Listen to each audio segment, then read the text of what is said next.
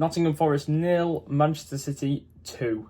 Bit of an ugly win, but still, nonetheless, a clean sheet and a victory.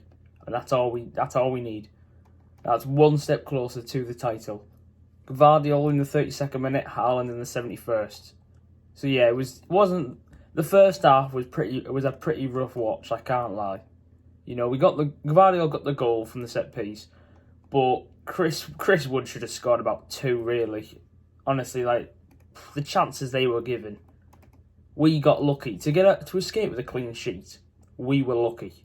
You know, there's no other way around it. We got a bit of luck in that game. But, you know, you take the luck you can get in a title race because you need a lot of it.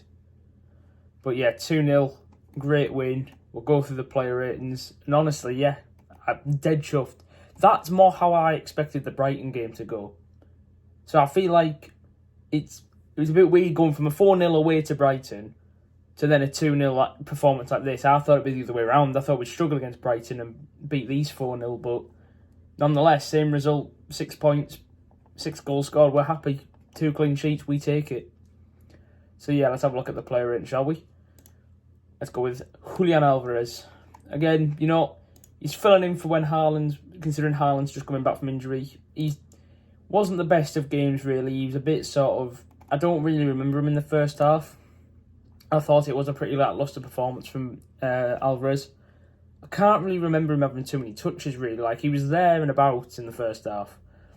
And obviously, like, when Haaland came on, he sort of dropped back a bit. But overall, not the best of games, really. But I suppose majority of the team struggled quite a bit. So I can't really nitpick, really. I'm not going to complain. But yeah, no, it was quite a weak game for Alvarez, if I had to say. I think a 6.9's probably justified. You know, he had 1 shot in the whole game. How many touches did he have, really? I don't really remember. Has he got touches? Okay, 49 touches. And he had 35 passes. So, like, he was there and about. He was involved. But, yeah, he did kind of look like he was out of the game quite a lot. But I'm not going to complain, really. But then we go out wide to Jeremy Doku, who, yeah, no, not a good performance from Doku, really.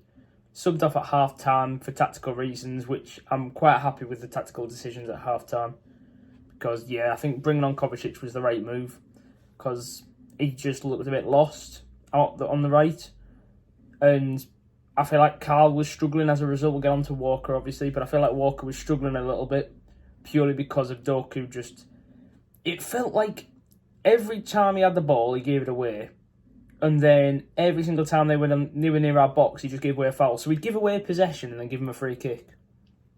So yeah, not a good first half from Doku. But, you know, they all have bad games. I can't remember the last time he's had a bad game. That was a pretty rough game for him. So, not a problem. I'm sure he'll be back firing. I wouldn't be surprised if we got an assist or a goal against Wolves if he plays. Because, yeah, it's a one-off, I'm sure it is. I've got no concerns, really. But, yeah, struggled quite a lot yesterday. But no complaints there, you know. Subbed off at half-time was the right thing to do, really. And, yeah, and Kovacic sort of... we'll go on to the subs, but Kovacic really made a difference, I think, bringing him on. I think he has done all season, Kovacic. Bernardo Silva, again, you know, just he's pretty brilliant as usual.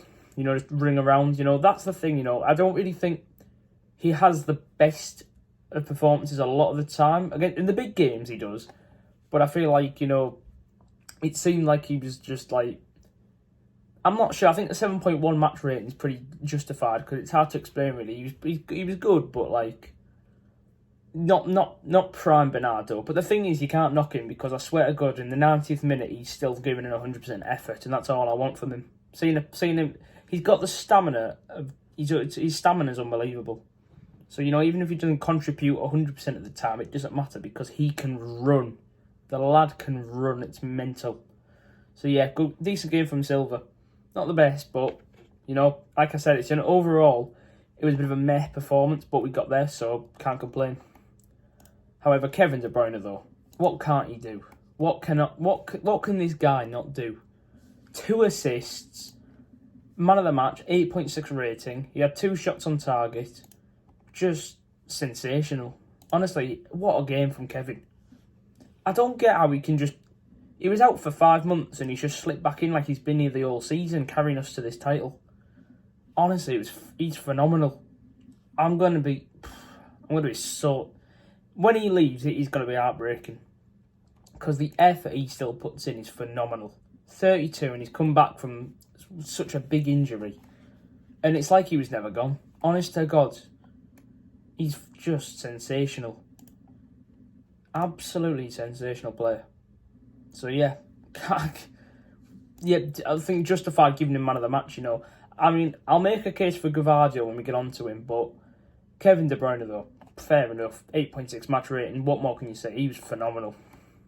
Jack Grealish, bit of a similar game to Doku, I can't lie. I feel like we do some... I feel like when we play against teams that sit back like that, I think if Doku's not running at them, which like when he did, but not successfully, and then Jack's just taking too much control, I think it's just like the wings just become nullified almost. And I think that's when you do need to take one off, like Doku at half time for Kovacic. Because if they're just sitting back quite a lot, there's just no room out wide. So we just need to really just try and force everything through the middle. So again, rough game. And it's even more rough when Doku and Grealish have a bad day. When your two wingers have a bad day on the same day, that's when things get rough. But I'm not going to complain, really. Again, I never do. There's nothing to complain about. Fair play to them, you know. I think they'll come back fighting. But yeah, not the best game from Jack, though. I think a 6.6 is about right. Kept control of the game. Good. I mean, his passing was great, but yeah, overall, not the greatest. But yeah, better than Doku at least. So I think it was fair that Doku was the one that came off at half-time for Kovacic. Then Rodri, again, once again, the classic standard 8.2, just for being Rodri. He's the third best player on the pitch just for being him. It's just what more do you need? 136 passes, just a stupid amount of passes. 4 out of 4 tackles. Like he just does everything. He doesn't need a goal or assist. It's just he turns up, gets a minimum 8 match rating, leaves. I've never seen consistency like it. It's ridiculous. So yeah, once again we're brushing over Rodri, unfortunately, just because there's nothing to say.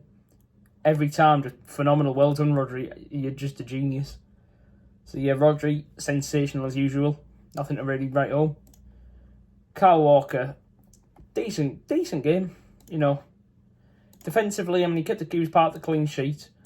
I think he struggled a bit in the first half because of obviously Doku. Doku giving the ball away quite a lot. I think that's what he did struggle with, because it felt like there was times you could see him getting annoyed where like he couldn't really push up, because if Doku's up there and gives it away, and then Kyle's there as well, then you're leaving yourself exposed, because you've got Doku who's just like running around frantically giving the ball away.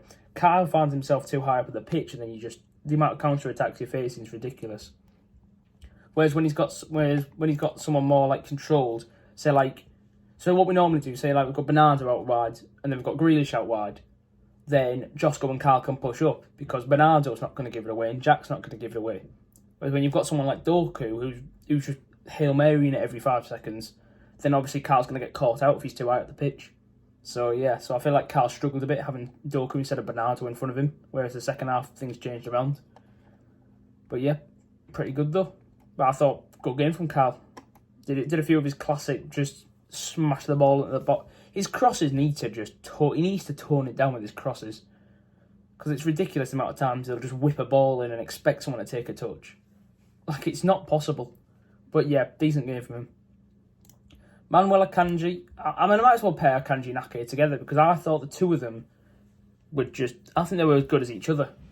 I think the absence of Diaz, you know, we haven't really felt it in the last 2 games. Because Akanji and Ake, sensational. The pair of them, brilliant. I tell you, I absolutely love them. I just love the pace. I feel like it's a very fast line. When you need a bit of defence against counter-attacks, I'm happy to not play Diaz as much.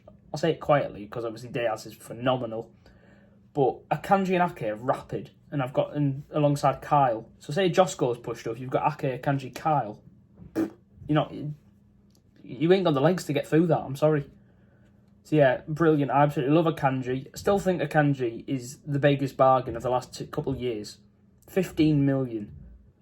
And he's like I say, I think he's our best defender. I think Akanji is our best defender we've got.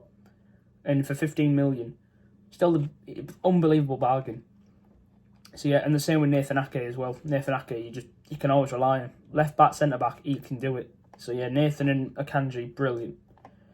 Josko Vardiol, again, I think he was my man of the match, I think he was absolutely phenomenal going forward, phenomenal in defence, got a goal, brilliant. He has been sensational. I think he's really got into his stride now, And I'm not just saying that because he's got 3 goals in his last 4 games or something. He's built it up over the season. He started out brilliant, got better, and now I think he's part of the team now solidly. Because I remember, if you asked me back in December or something, I'd have said, not a chance. Do not play Josko in the big games. I want Nathan Ake. I'd have asked for Nathan, Diaz, Akanji, Stones. That would have been my primary thing. But now I think Josko, he solidified himself as, we can trust him. And then we'll go on to Edison, who unfortunately, I think it looks like his season is over. Because, obviously his arm was in a sling coming out of the stadium. And we've only got we've only got a few weeks. And then you've got the cup final, obviously. So we've only got, what is it? Is it 4 more league games? Yeah, 4 more league games. And then the cup final, which Ortega would have played anyway. So I'm not sure if he'll make it back for the last game of the season. We might see him against West Ham. We're not sure. I don't think we've had any reports yet of the extent of the injury. But it seemed pretty bad considering his arm was in a sling. So I'm not sure if we'll see him. We might see him before the end of the season, but it's a bit hit or miss at the minute. But, let's move on to the subs. Speaking of keepers, so yeah, Edison, though, speaking of Edison in the first half, though, I thought he did, decent. Did he make any saves? My mind's gone blank. Yeah, he made a couple decent things, yeah. Oh, yeah, of course he did. That's how he got injured, one way on about. Yeah, no, he did well on the set pieces and stuff. But yeah, it was a shame he had to get subbed off. It was a shame to see him injured again. But yeah, we'll go at the subs because it was quite an impactful game if you talk about all 3 subs. So yeah, so Mateo Kovacic, he got brought on for Doku at half time, and I think that sorted most of the problems we had out. It added more control. Kyle felt a lot more comfortable. I think overall the control was we had more. That was brilliant. And then Stefan Ortega came on, and as usual, it's just like having 2 first choice keepers. It's ridiculous how good Ortega is. If we can manage to get a new deal and keep him on, it would be phenomenal. But from a footballing perspective, he didn't deserve it. He deserves to be the first choice keeper at somewhere like Bayern or something, or anywhere. Who needs a keeper? Whoever needs a keeper, he slots into any team. Any team that needs a new first team keeper, give him. He's just incredible, Ortega. The fact that Edison can just be injured, and the whole City fan base just goes, all right, that's how good Ortega is. And then obviously you've got the big man Erling Haaland, got subbed on at 60, scored at 70. And then that's it, he's back. Had a bit of a wobble with his injury, but, Bosch, he's back. Comes on, scores a goal in 10 minutes, we win 2-0. That's what he can do. And yeah, phenomenal game from the big man. Brilliant, just sensational overall. But yeah, as a team performance, wasn't the prettiest. But, a 2-0 win away from home, you don't take those for granted. Because, especially when you look at these stats, though, look at the XG. 1.93 XG. They had more shots than us. We dominated possession. Wonder when the last time is, though, someone had that many more shots than us, and a full 1 XG better. Because, boy, Chris Wood should have scored. Bloody hell, he should have scored, honestly. We did get lucky. There was a bit of luck involved. But like we said, we got there in the end. 2-0 win. On to Wolves at the weekend now. It's this. 5 games to go now. That's all it is. It's getting tight. It's all going to come down to that 14th of May away to Tottenham. Because I'm not sure Arsenal are dropping points. So that is going to be the most pivotal game of this season. Win away to Tottenham. That should be it. That is, away to Tottenham is Arsenal's last hope of us dropping points, I think. But, we've got to get past Wolves and Fulham first. Or particularly just get past Wolves at the weekend. So, 5 games to go for the domestic double. Come on, City.